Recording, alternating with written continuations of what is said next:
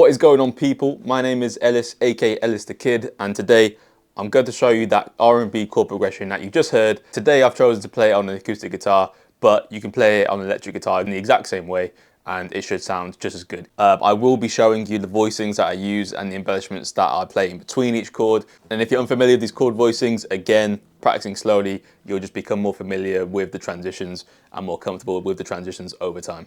Okay, right, so let's get started. We're in the key of D flat minor and we're playing a 1, 2, 4, 5 progression. If you're not too familiar with what that means, don't worry too much. I'll do another video on the number system in the future, but essentially the number just translates to a degree within the minor scale. So the chords we're using are a D flat minor 7. The second degree is an E flat. In the minor scale, that is typically a diminished chord, so we're playing a E flat diminished 7. And then we're playing a G flat minor 7 and an A flat minor 7.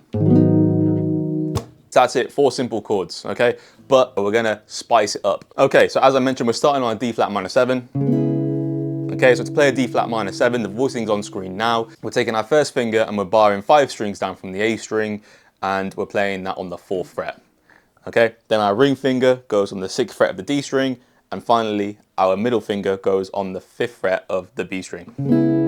We're not just going to strum the chords, although it does sound good. What we are going to do to elevate this progression a bit further is we're going to arpeggiate the chord. If you're not familiar with arpeggiating by now, what it means is that you just simply play the notes in sequence individually. So we're not strumming the chord, we are playing the notes in sequence. So what we're doing is we're arpeggiating down, but because we've created a bar with the first finger, it gives us the ability to hammer on and pull off to other notes. So what we're doing is we're not actually fretting the B string just yet on the 5th fret. We're fretting it on the 4th fret with our bar from the first finger.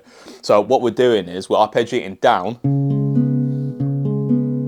to the G string, and then when we pluck the B string, we're playing the B string on the 4th fret, and we're going to quickly hammer on to the 5th fret of the B string. And that's creating that D flat minor 7 overall.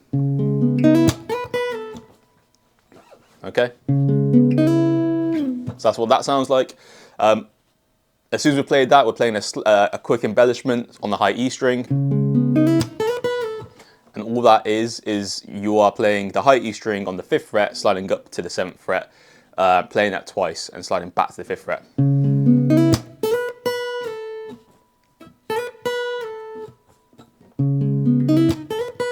And that leads us nicely onto the second chord in the progression, which is the E flat diminished 7 chord. It's a mouthful to say that is. So to play that, what we're doing, again, the diagram's on screen, but we're using our middle finger on the 6th fret of the A string, our ring finger on the 7th fret of the D string, our first finger on the 5th fret of the G string, and then finally our 4th finger, pinky finger, on the 7th fret of the B string.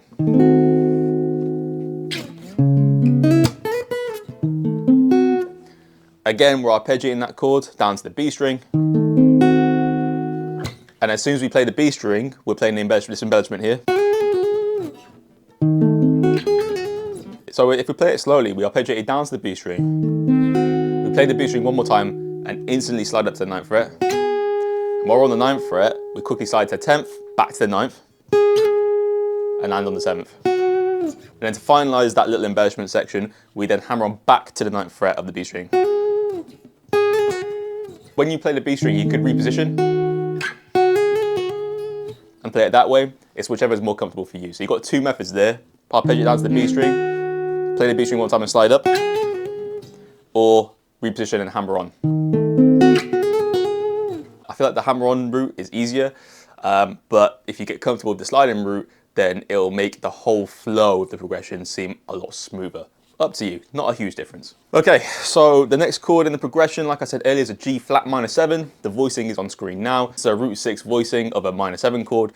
So this is a universal shape which you can move to other positions and it'll still be a minor 7. But to play this, we are barring all 6 strings using our first finger from the 2nd fret. And then we're using our ring finger to play the 4th fret of the A string. So that's our G flat minor 7. So what you do is you arpeggiate down to the G string, then you play the 4th fret of the G string, sliding up to the 6th, and then you pluck the G string one more time on the 6th fret.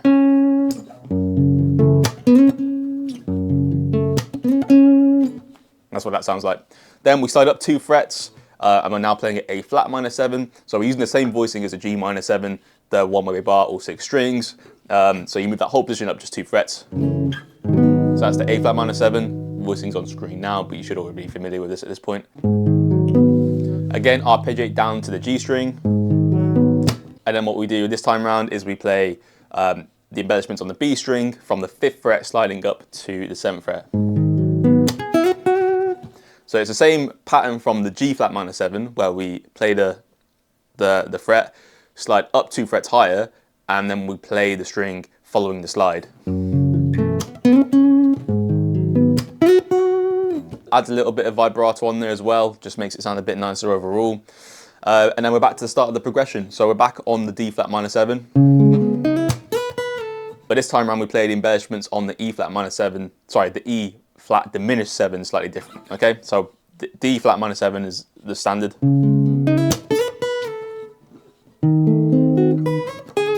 We arpeggiate down to the B string on the E flat diminished 7 chord like last time. And then what we do is we play the embellishments on the high E string. So we play from the 7th fret on the high E string, sliding up to the 9th. And we finish that on the B string 9th fret. In this chord shape, we're not actually playing the high E string. So you've got to catch that somehow. Now, again, up to you if you reposition your whole hand. What I typically do is I flatten my 4th finger on the 7th fret from the B string to the E string, and that lets me then carry out the rest of it. But again, find what works for you, find what's more comfortable. And then we tie the chord progression off on the G flat minor 7 again, A flat minor 7. This time around, we're starting on the 7th fret of the B string for this embellishment, sliding back to the 5th fret. So as before, what we did was this: G flat minor 7, slide up, A flat minor 7, and then we slid from the 5th fret to the 7th fret of the B string. But this time around,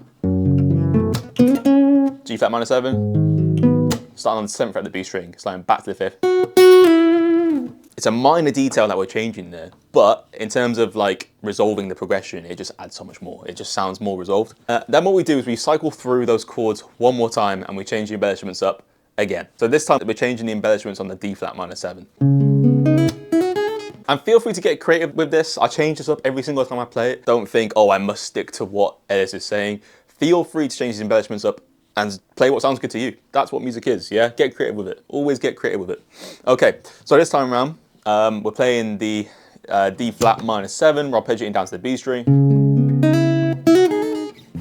And we're doing that hammer onto the B string from the 4th fret to the 5th fret again. Okay, so we're here. Then what we're doing is we're hammering on from the B string on the 5th fret to 7th fret. Oh. Then on the high E string, we are hammering on from the 4th fret to the 5th fret, pulling off to the 4th fret again. That's what that sounds like. That leads us on to the E flat diminished 7 chord. And the embellishments this time are we arpeggiate down to the B string once again. Play the 5th fret of the B string and hammer onto the 7th fret. Play the 7th fret one more time, sliding up to the 9th fret of the B string. And then we slide back to the 7th fret of the B string.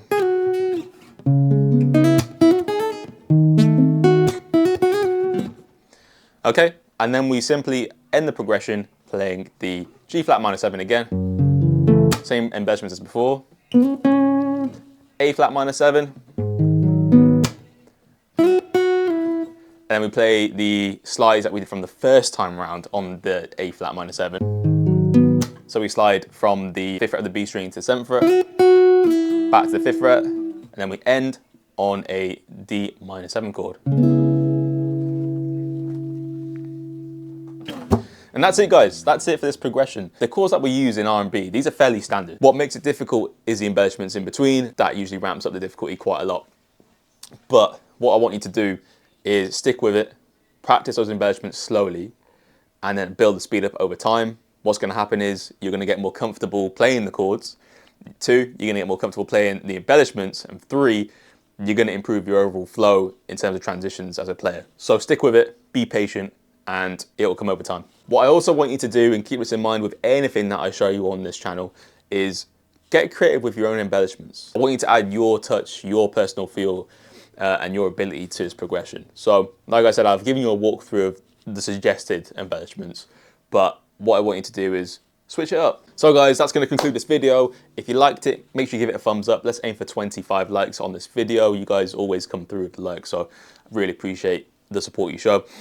If you like this tutorial and you want to see lots more content like this, then make sure you subscribe, because I'm going to be dropping videos like this on a regular basis. If you want the downloadable tabs, they are available on my Patreon. Of course, there's no obligation for you to sign up to that. But if you want to show that extra level of support to me as a creator, then they are available. That's the benefit you get for signing up to the Patreon. If you do use social media, Instagram or TikTok, then feel free to follow me up on there. Again, it's at Ellis the Kid, and that's where I release a short form version of these videos with the chord charts on screen if you prefer that style of content. But anyway guys, that's going to be it from me from this video. Until the next one, stay blessed, take it easy, and I'll catch you soon.